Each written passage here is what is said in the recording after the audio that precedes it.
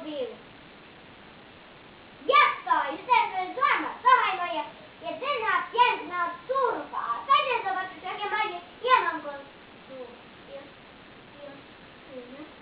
I no kostium, ty głuptasie. Kostium powiedziałam. Jestem odbyt.